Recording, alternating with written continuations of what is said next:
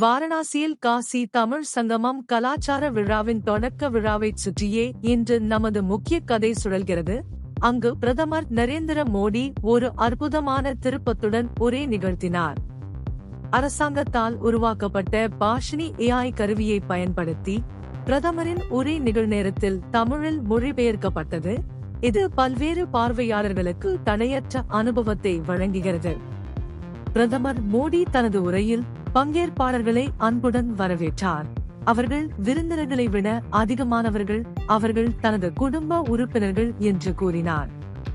ஒரு கலாச்சார தொடர்பை வரைந்து தமிழ்நாட்டிலிருந்து வாரணாசிக்கு செல்லும் பயணத்தை மகாதேவனின் ஒரு வீட்டிலிருந்து மற்றொரு வீட்டிற்கு செல்வது போல் ஒப்பிட்டு தமிழக மக்களுக்கும் வாரணாசிக்கும் இடையே உள்ள சிறப்பு பிணைப்பை எடுத்துக்காட்டினார்.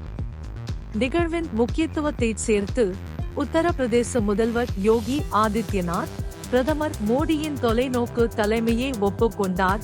காசி தமிழ் சங்கத்தின் வெற்றிக்கு அவரது தொலைநோக்கு பார்வையே காரணம் என்று கூறினார்.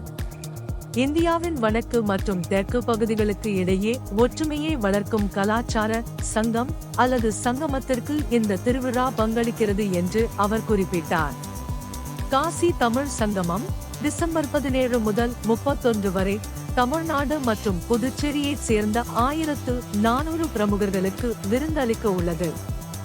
இந்த பங்கேற்பாளர்கள் பல்வேறு கலாச்சார நடவடிக்கைகளில் ஈடுபடுவார்கள் மற்றும் வாரணாசி, பிரயாக்ராஜ் மற்றும் அயோத்தி போன்ற முக்கிய நகரங்களை ஆராய்வார்கள்.